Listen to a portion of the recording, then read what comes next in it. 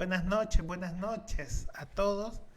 Es un gusto estar nuevamente en una edición de Medicina al Día con el Dr. Colson.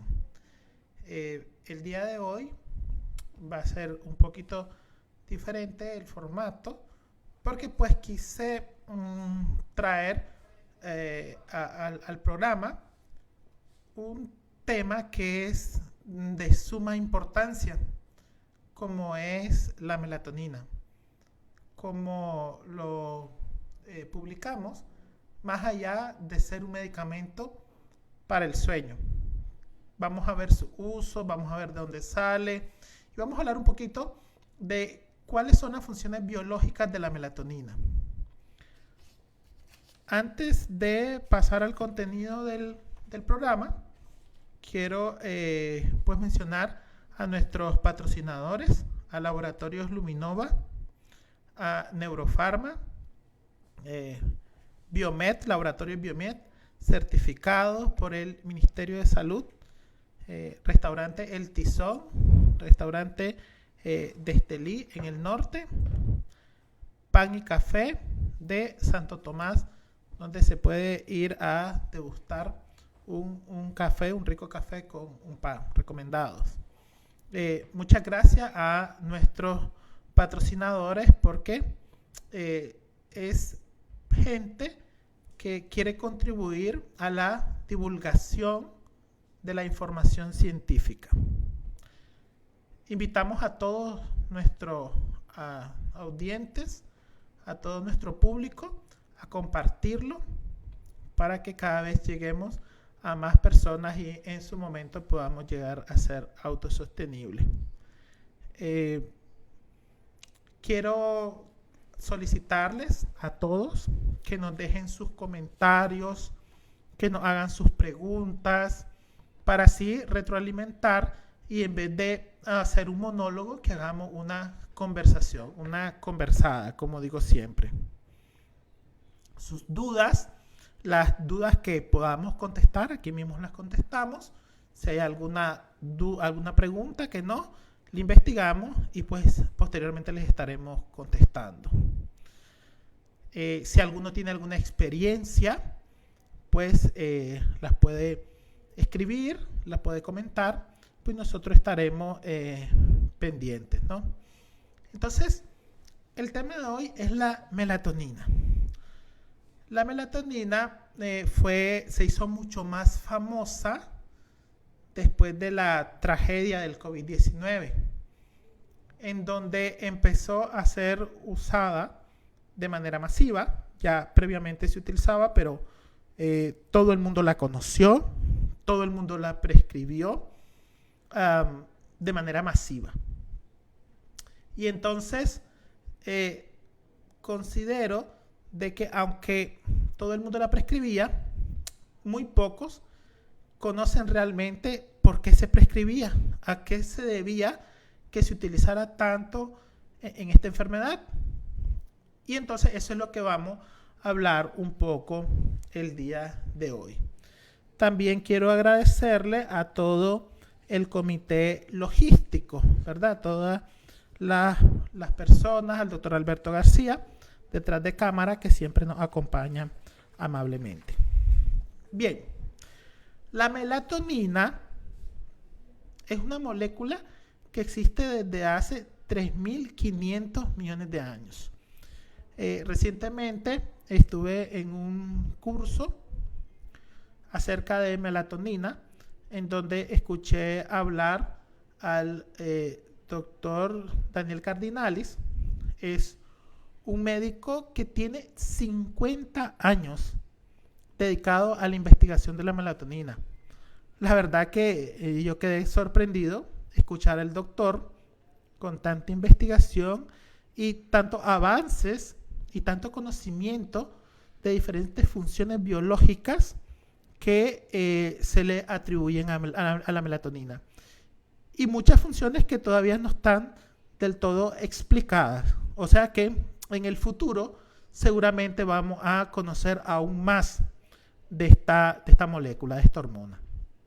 Desde que comenzó prácticamente la la vida, con oxígeno, la melatonina ya existía. Y a través de la evolución, pues esta hormona nos ha acompañado siempre. Esto nos deja una pregunta bien interesante. La melatonina, su función principal o su función biológica exclusiva es la participación en el ciclo circadiano, es decir, en el sueño y la vigilia. Probablemente no, probablemente no. Probablemente su función más importante desde que existe seguramente es la citoprotección, la protección celular, la protección tisular, la protección desde que se requiere oxígeno y muchas veces producción de radicales libres, pues salta la melatonina como un excelente antioxidante. Y aquí es bien interesante porque todos sabemos que la vitamina E es el antioxidante prototipo, pero como lo vamos a ver más adelante, la melatonina le gana la partida en sitios de acción celular sobre la antioxidación. Entonces, la melatonina nos ha acompañado desde el inicio de la evolución. Pero, ¿cómo estamos en el mundo? Sabemos que el efecto cronobiológico, y aquí les voy a hablar un poquito de la cronobiología. La cronobiología es la ciencia que se encarga del estudio de los ritmos.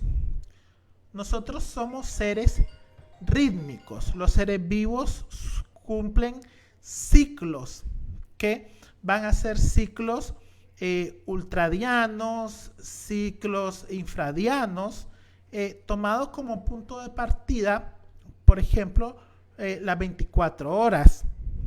Nosotros, los humanos, cumplimos un ciclo de 24 horas.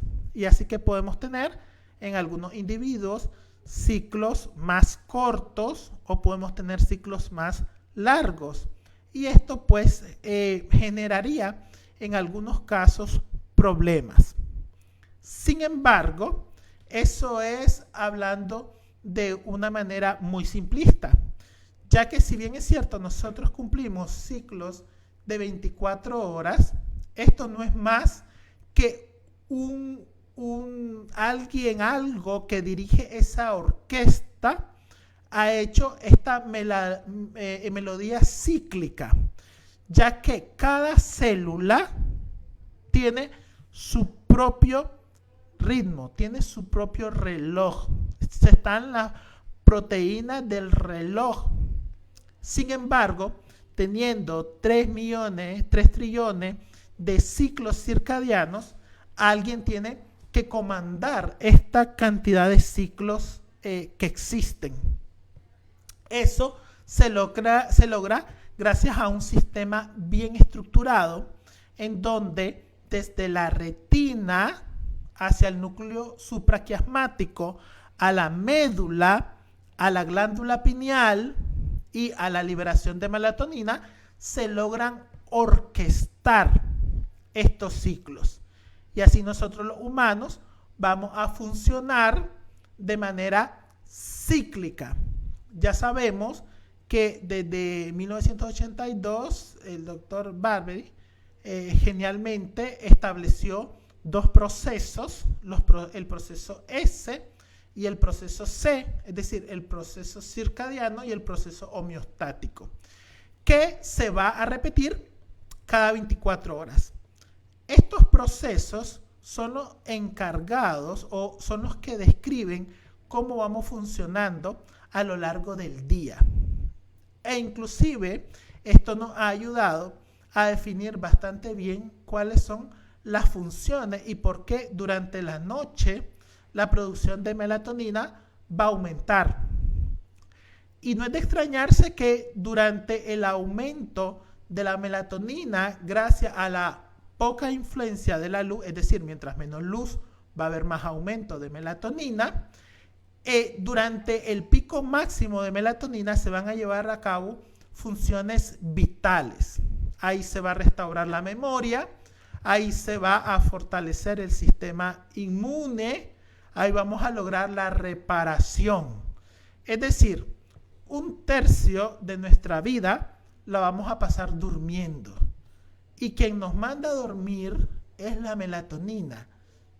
Y las principales funciones de restitución homeostática se van a dar durante la noche. ¿Qué quiere decir? Que la melatonina es una sustancia céntrica en la biología del humano. Pero nosotros hemos influenciado estos sistemas. En la gráfica nosotros observamos cómo está la luz por la noche. Esto es tomado desde un satélite de la NASA, en donde se observan, como ustedes pueden ver, desde Norteamérica, en las Américas, en Europa, África, cómo existe luz artificial. Definitivamente, la existencia de la luz artificial ha venido a generar una cronodisrupción. ¿Qué quiere decir una cronodisrupción? Una alteración del ritmo circadiano. Así, por razones sociales, por el advenimiento de la tecnología, nosotros día a día hemos alterado nuestro ciclo natural.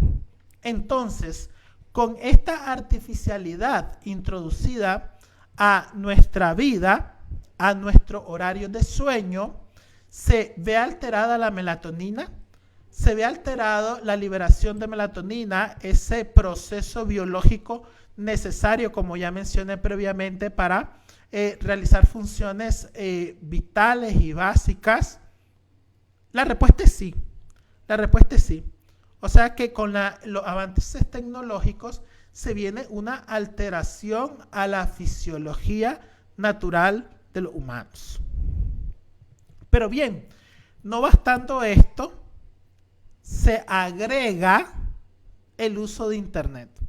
Así se puede ver en las zonas brillantes, en la noche, esto es durante la noche, igual tomado por el satélite, es el uso de Internet.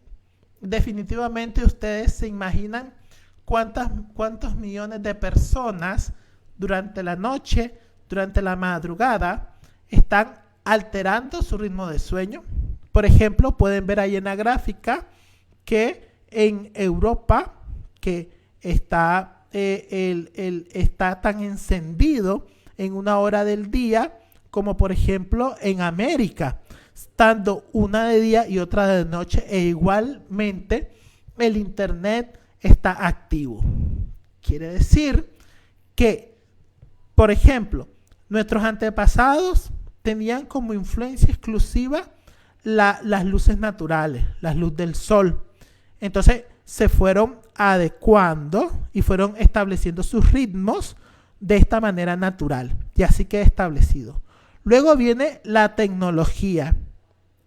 Y la tecnología inicialmente solo eran las luces, los bombillos, luego se agrega el televisor, ahora con el Internet y ahora con el celular en amplia distribución, en amplia difusión, que todos los grupos etarios, hablábamos creo un poco previamente del uso de el Internet y los móviles, que son un problema bien importante en los adolescentes, pero también en los adultos. Todas estas funciones, todas estas alteraciones o todos estos elementos ambientales han alterado la cronobiología, sí. Han alterado la melatonina y los tiempos de liberación de melatonina, sí. ¿Se han alterado entonces estas funciones biológicas básicas? Sí. Pasaría mucho tiempo para que nosotros lográramos mutarnos y readecuarnos a los nuevos estilos de vida. ¿Podemos nosotros manipular eso de manera farmacológica? ¿Habrán recomendaciones no farmacológicas para ayudar a esto, a hacernos o acercarnos un poquito más a la fisiología? En la mayoría de los casos, en muchos casos, definitivamente que sí. Entonces, Algo que yo mencionaba en charlas previas sobre trastornos del sueño, que solamente dar un medicamento y una benzodiazepina sin hacer análisis como esto, definitivamente no sería el manejo del sueño. Yo creo que para cuando nosotros manejamos las alteraciones del sueño, deberíamos de como mínimo tener en cuenta estos elementos y antes de la prescripción de un fármaco, poder tratar de establecer o mejorar la cronobiología del individuo. Y en segundo lugar, si es necesario y son alteraciones del ritmo circadiano por retrasos de fase, por uso excesivo de celular, deberíamos de incluir medicamentos como melatonina.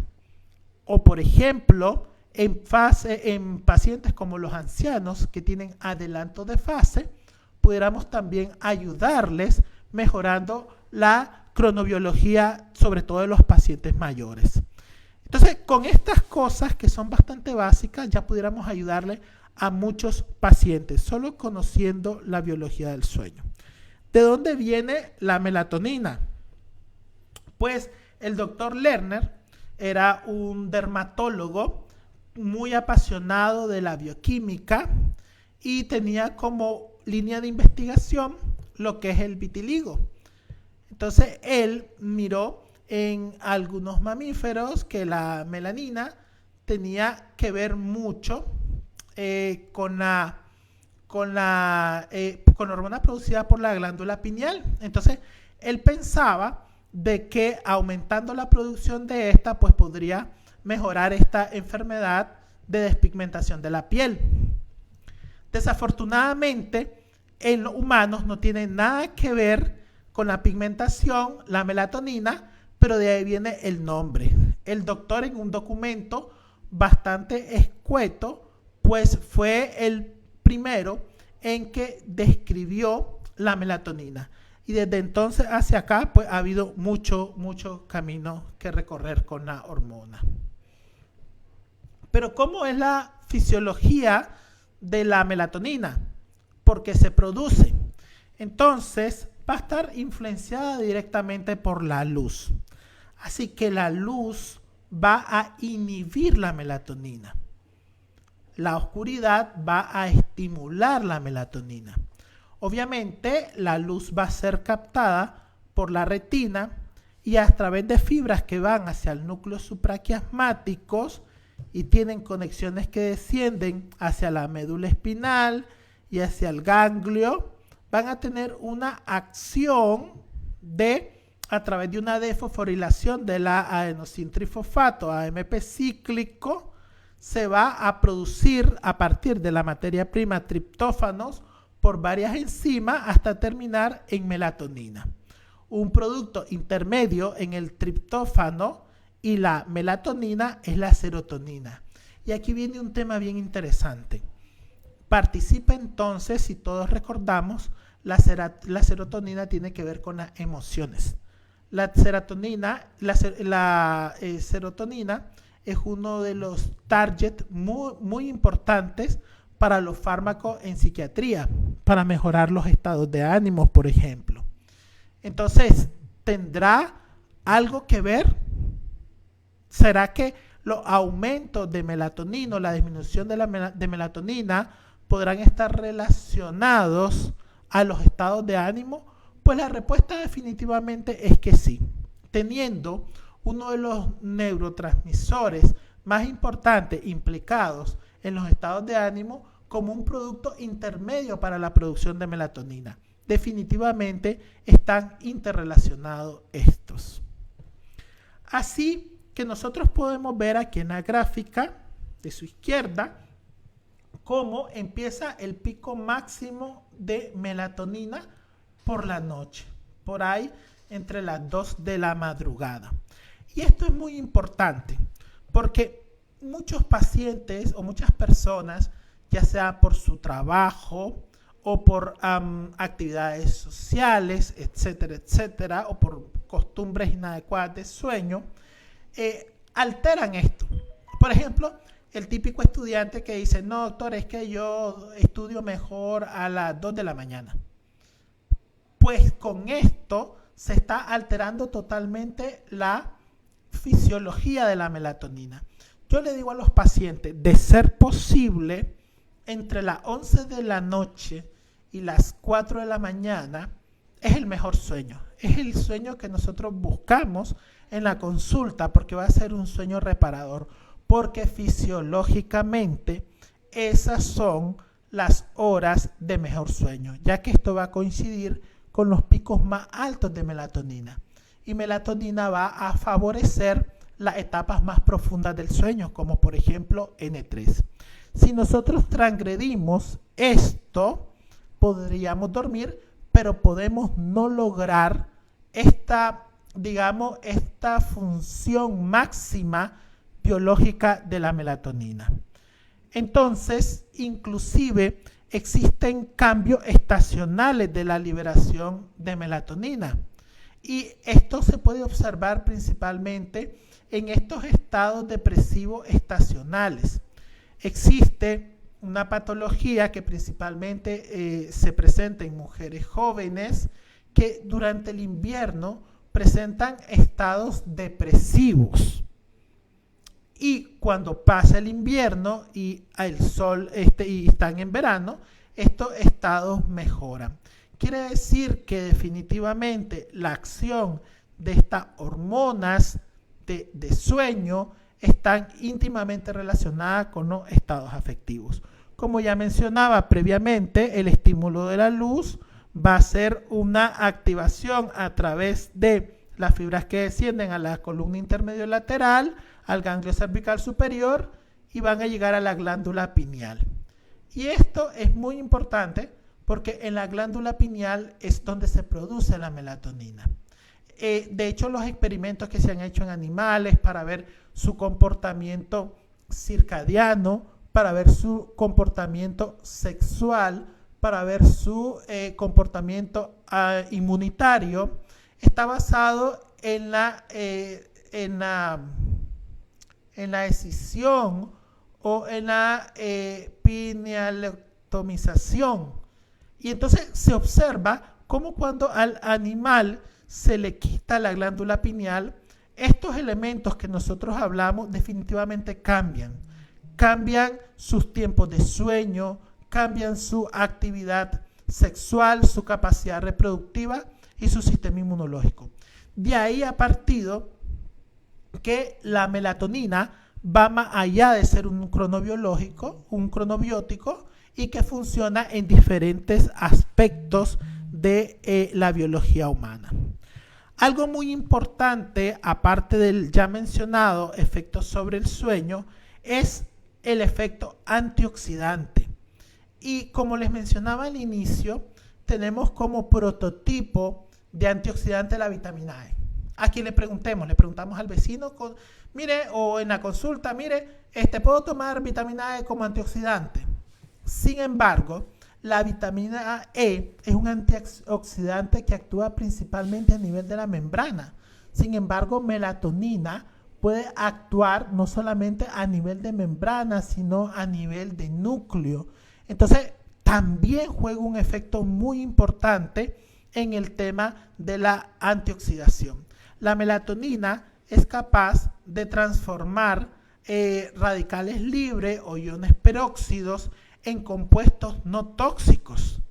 Y entonces necesitaremos suplementación de melatonina de manera regular.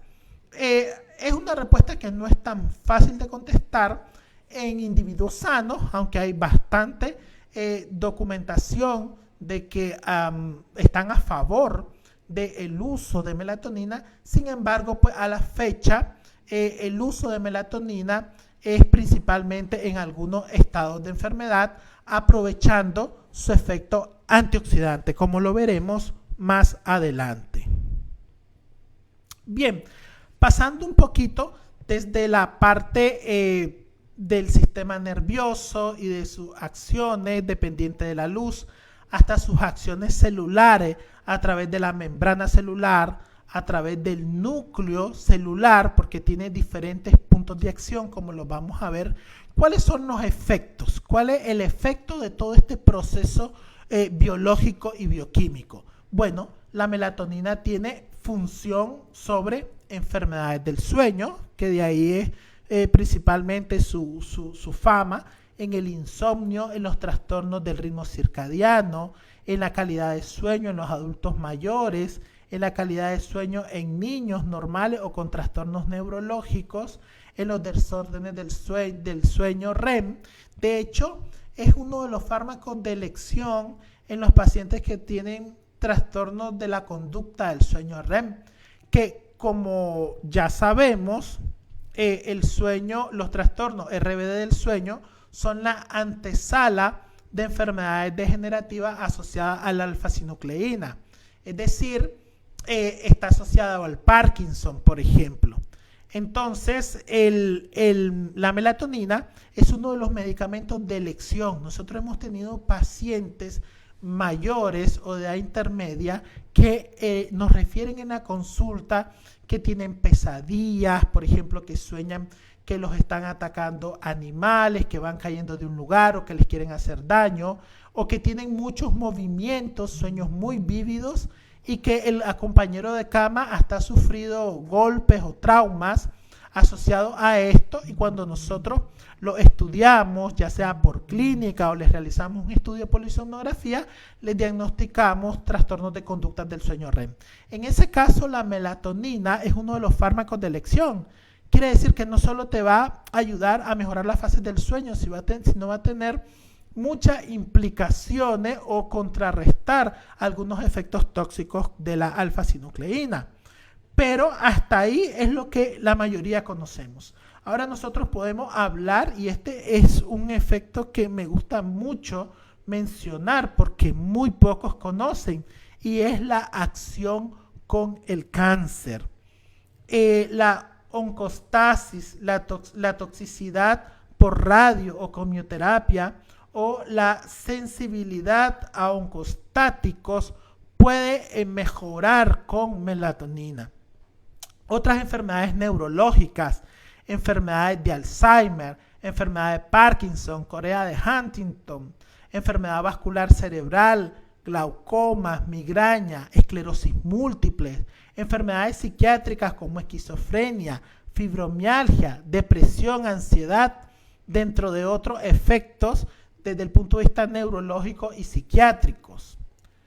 Las acciones muy específicas es regula el sistema circadiano, estabiliza la función neuronal, remueve radicales libres, regula la red de antioxidantes, previene la apoptosis, mejora la función reproductiva, como ya lo habíamos mencionado, la temperatura corporal, modula la actividad locomotora, la actividad analgésica e inclusive ansiolítica, el sistema inmune, el apetito, función ocular, pero además también en sistemas que van más allá del sistema nervioso y de la neurona, como por ejemplo algunos trastornos del tracto gastrointestinal, el síndrome metabólico. Hay varios documentos, varias investigaciones que hablan sobre el uso de melatonina en la prediabetes, en la enfermedad cardiovascular, en el estrés postquirúrgico,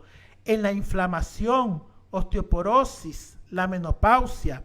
Entonces, nosotros miramos una serie de acciones que cuando yo por primera vez leí todos los efectos de la melatonina, dije, wow, qué poco conozco de la melatonina. Y además de eso, tiene otra gran ventaja esta molécula. No se le ha descrito toxicidad.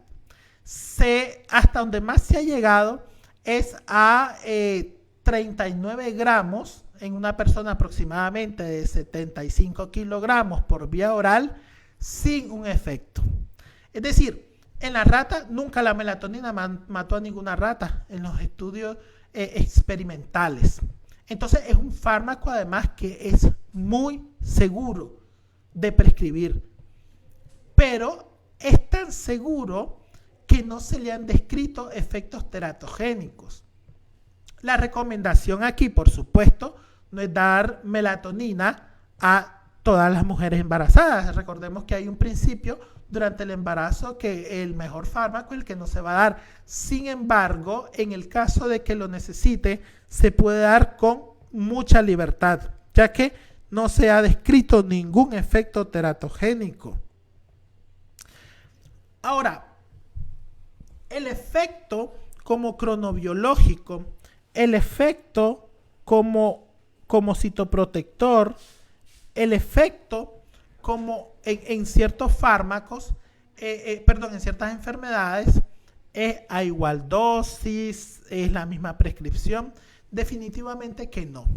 Aquí voy a enlistar un poco de algunas revisiones ya un poco antiguas que se han realizado acerca del beneficio de la melatonina en determinadas enfermedades. Así, por ejemplo, para los dermatólogos en la hiperpigmentación dérmica, 1 gramo al día, y esto se ha estudiado desde 1977. Y miren qué interesante, es una molécula que no solo es milenaria, sino ya tenemos décadas de venir estudiando sus efectos en diferentes sistemas. Y la verdad que muy pocas veces o casi en nulas ocasiones se utiliza para determinados problemas que hay evidencia de que puede funcionar. En la enfermedad de Parkinson, por ejemplo, en la esclerosis lateral amiotrófica, y aquí algo quiero hacer una mención particular de la esclerosis lateral amiotrófica. Sabemos que es una enfermedad devastadora, sabemos que es una enfermedad con muy poca esperanza en el paciente. Sabemos que el paciente se va a dar de manera consciente cuenta de todo su proceso de enfermedad, y la verdad que cuando la diagnosticamos le decimos al paciente no tenemos nada que ofrecerle más que un acompañamiento, más que la gastrostomía, más que una traqueostomía cuando lo amerite, más que los cuidados de enfermería. Si bien es cierto, hay algunos medicamentos como el Riluzol, pero bueno, esto al menos ayudaría un poco la prescripción de melatonina, en este caso, a una dosis de 60 miligramos. Quiero hacer una aclaración. Yo no estoy diciendo que con el uso de melatonina el paciente se va a curar. Y nunca es una terapia única. Siempre tiene que tener, es coayudante de algo. En algunos casos sí puede ser, como por ejemplo en los trastornos del sueño, RBD aislado, con solo melatonina, o en los trastornos del ritmo circadiano, solo melatonina. Pero para todas estas otras patologías que estamos hablando, que son patologías más complejas, patologías, digamos, un poco más desesperanzadoras desde el punto de vista neurológico, pues al menos ya tenemos algo más que ofrecerle a los pacientes. Las distrofias musculares, la esclerosis múltiple, cirugías hepáticas, etcétera, etcétera. En estas que mencioné ahorita, cabe destacar de que son, por ejemplo, la distrofia muscular. Algunas distrofias pues tienen algunos tratamientos, pero en general muy poco se les ofrece a estos pacientes. Ahora, hay que tener mucho cuidado con todos aquellos fármacos que pueden bloquear la melatonina. Y esto es importante porque los demás médicos, los internistas, los ginecólogos, los psiquiatras, los cardiólogos, deben de estar bien enterados qué medicamentos pueden bloquear la liberación de melatonina. Y cuando bloqueamos la liberación de melatonina, vamos a bloquear no solo el efecto del sueño, sino vamos a bloquear todos los efectos que hemos hablado. Muchas veces me toca, pues, por ejemplo, hablar con el cardiólogo y decirle, no, pues hay que buscar si podemos una mejor opción porque le estamos dando un bisoprolol por la noche y entonces esto le puede empeorar el sueño al paciente, pero ahora ya tenemos un argumento más. Podemos no ayudarle con los radicales superóxidos que se producen durante la noche. Le vamos a reducir su sistema inmune. Entonces, busquemos unas mejores alternativas. Obviamente, siempre se debe de tener claro el riesgo-beneficio. Definitivamente, sí. cualquiera de los fármacos que tienen ahí en su pantalla tienen un beneficio demostrado en un proceso de enfermedad del paciente y no tenemos más opciones, pues siempre el médico, y en conjunto con el médico que más sabe de esto, tiene que conversarlo, porque lo que tenemos que buscar al final de cuentas es el beneficio del paciente. Y pues algo bien importante es, doctor, y todo esto que se ha hablado, ¿dónde está la evidencia? ¿En qué otras enfermedades pudiera utilizarse? Tenemos estudios clínicos. ¿Cuál es la calidad de cada estudio? Bueno, en el tema de la calidad de cada estudio, pues ahí están las referencias. Todos pueden ir a revisar y evaluar, criticar cada uno los niveles de evidencia con los que se cuentan o la metodología de investigación que fue utilizado en cada paper. Sin embargo, pues al menos con esto hablamos de que la melatonina ya ha despertado el interés en diferentes enfermedades. Por ejemplo, la melatonina en los procesos inflamatorios y su potencial terapéutico en estos casos. Y cuando nosotros hablamos de inflamación, que vamos a hablar principalmente de enfermedad del endotelio vascular, y cuando nosotros pensamos en endotelio, pensamos en un número inmenso de patologías. Cuando nosotros hablamos de los estados inflamatorios, casi ninguna enfermedad se escapa de una teoría inflamatoria en su génesis. Quiere decir que aquí el uso es extendido y extremadamente beneficioso si continuamos demostrando que melatonina va a tener acción sobre la inflamación. Pero también en el shock séptico. El día de hoy tuvimos una reunión del Comité Científico Nacional en donde hablábamos sobre la melatonina. Decía uno de los médicos, pues yo ya lo he mencionado, pero pues no lo hemos logrado difundir. Y estos comentarios son los que me han motivado a que hablemos de este tema. Hablemoslo, discutámoslo. En las universidades y todos los médicos que están conectados, alguna vez le hablaron acerca de melatonina, alguna vez se hizo una clase, una disertación, alguna vez se hizo un seminario sobre esto. La verdad que no. Entonces, creo que aquí en Nicaragua creo que vamos a ser pioneros en llevar este tema a un panel, en llevar este tema a una exposición. Y ojalá que solamente sea el punto de partida para que cada vez esto despierte interés. Quizás se promueva la investigación local, la investigación nacional en alguno de los campos que hemos mencionado. Por ejemplo, una revisión de acción de la melatonina en el sistema inmunológico, con todos los desórdenes inmunológicos que vemos todos los médicos en la práctica diaria. Prácticamente no hay médico que no se encuentre con una patología inmunológica en su haber. Por ejemplo, la melatonina como una potencial terapia en el manejo de la enfermedad de Sjögren, el síndrome de Sjögren.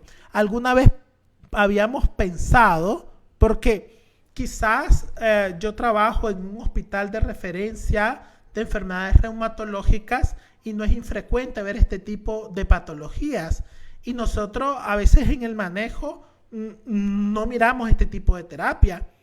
Quizás deberíamos de hacer una discusión de la revisión, como le mencioné antes, hablar con el reumatólogo, conversarlo en un panel y ver si al final del día la recomendación de melatonina sería válida en este caso. En el tratamiento de la enfermedad del colon, enfermedades del colon, sobre todo enfermedades inmunológicas, y entonces aquí nos trasladamos al segundo cerebro, que es el sistema gastrointestinal, y aquí también deberíamos de platicarlo, de conversarlo con los gastroenterólogos, si definitivamente tenemos una evidencia robusta para el uso continuado y masivo en este contexto de la melatonina. Y si no tenemos robusta información, al menos el punto de partida para continuar con investigaciones. El impacto de la melatonina como antioxidante, antiinflamatorio y un restaurador homeostático, como ya lo habíamos mencionado. Efecto de la melatonina en el herpes genital persistente. Y ahora nos vamos al urólogo, es decir, o al dermatólogo. Si ustedes se fijan en esto, porque no son los únicos, traje a la presentación los más llamativos. Sin embargo, existen mucha otra evidencia, un sinnúmero de estudios que se han realizado en torno a la melatonina. Y entonces, ¿quién debe saber de melatonina? Todos. El médico general, el internista, el reumatólogo, el cardiólogo, el gastroenterólogo, el infectólogo, el neurólogo, el psiquiatra. Y si nosotros lo analizamos, sí sabemos de melatonina, sabemos de la dosis. Los dermatólogos como un fármaco antioxidante, inclusive que a veces hay algunos papers que hablan sobre melatonina en pacientes sanos durante un tiempo. Entonces yo creo que es algo que deberíamos de analizar cada vez. ¿Tenemos algún comentario? Vamos a ver los comentarios. Luego ustedes me callan, porque luego me inspiro cuando el tema me gusta. Pregunta Giovanni Peña, ¿qué consecuencias puede traer si por diversos factores una persona no recibe luz solar durante un tiempo prolongado? De hecho, hay un experimento bien famoso de un individuo que lo ubicaron en un cuarto oscuro por un tiempo, ¿verdad? Fue en un estudio. Y él removió totalmente sus ritmos circadianos. Y si nosotros nos acordamos de los procesos S y los procesos C, quiere decir que se alteró su homeostasis. Su sistema inmunológico seguramente a largo plazo se iba a ver alterado. A mí de otras consecuencias, ¿verdad? Ya sabemos la síntesis de vitamina D, etcétera, etcétera. Pero pues sí, definitivamente van a haber muchas consecuencias con la deprivación de luz solar por tiempos prolongados. Enríquez desde Costa Rica nos saluda. Hablan que la señal no está muy buena, tal vez ahí se reportan quizás las lluvias. Claudia Orozco desde Miami, saludos. Excelente tema. Buenas noches. ¿Qué experiencia tiene con el uso de melatonina en lactante y qué utilidad tendría la combinación con triptófano siendo este precursor de melatonina? ¿Mantendría algún efecto clínico adicional? Bueno, es bien segura. De hecho, es bien segura si tiene algo de cruzar a los conductos galactóforos, pero en el niño un poquito quizás de somnolencia, pero por el resto es un fármaco bien seguro. Combinarla con triptófano habría que ver. Tampoco es la promoción de la polimedicación, sobre todo cuando no tenemos causas bien justificadas. Pero si ya le damos melatonina, ya está el producto final del triptófano. Tal vez no sería como una combinación muy útil dar la materia prima y el producto final. Si estamos dando el producto final, creo que sería suficiente. Seth Alonso, muy buen tema. Nos pregunta la doctora Miosotis Morales, consideración de uso de melatonina en neuropatía diabética. Con el tema de la ayuda de la antioxidación y de la inflamación, sería, si bien es cierto, no tiene alto nivel de evidencia, sería muy interesante llevar a cabo un estudio de neuropatía diabética y uso de melatonina, pero no solo la neuropatía diabética. Acordémonos que la diabetes per se es un estado proinflamatorio y además la melatonina ha demostrado de que tiene efectos benéficos en la prediabetes y en el metabolismo. Es decir, si bien es cierto, no tenemos nada que perder con el uso en estos pacientes de melatonina, cuando lo consideremos que sea pertinente. En conclusión, la melatonina es una hormona muy utilizada y muy poco conocida. Y aquí me gustaría que me hicieran unos comentarios si ustedes conocían estos efectos de la melatonina.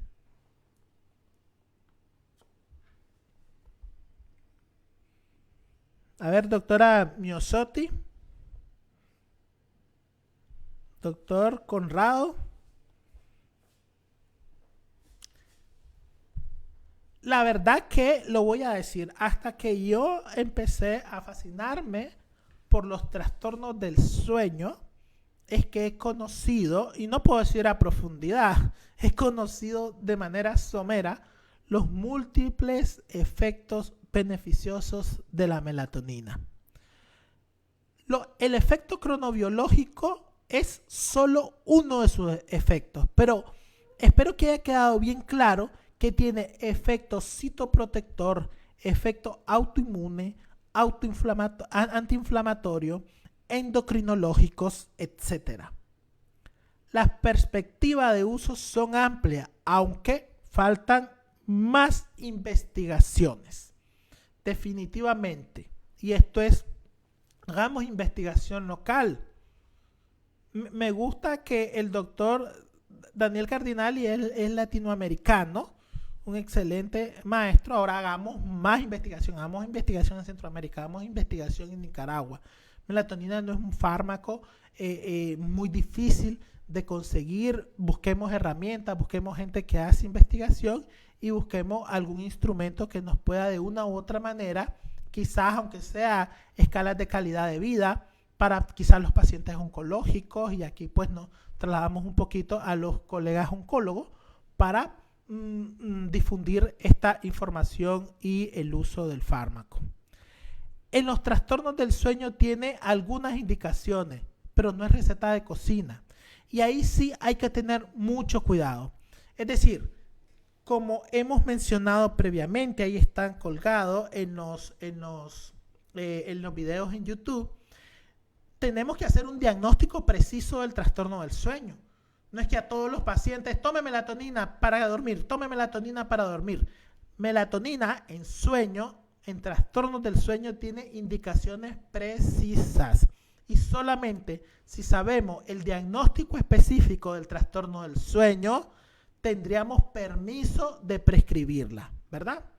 Y la dosis varía. No es la misma dosis cuando estamos buscando el efecto citoprotector, cuando estamos buscando el efecto metabólico o cuando estamos buscando el efecto cronobiológico. Cuando nosotros buscamos el efecto cronobiológico, las dosis en general son bien bajas. Buena tolerancia se puede utilizar durante el embarazo dentro de una de las cosas mejores del fármaco.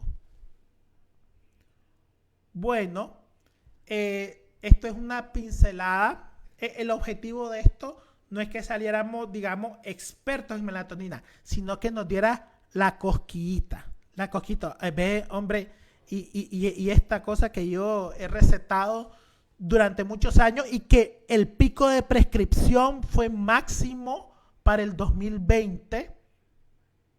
La verdad que ¿para qué lo usaba? ¿Por qué lo usaba? ¿La puedo seguir utilizando? ¿Voy a tener más campo de uso? Ese ha sido el objetivo de la charla de hoy aquí en Medicina al Día con el Dr. Colson. Muchísimas gracias por sus comentarios. No me despido sin antes recordarle a nuestros patrocinadores Luminova, Neurofarma, Biomed, El Tizón, Panes y Café, en Santo Tomás.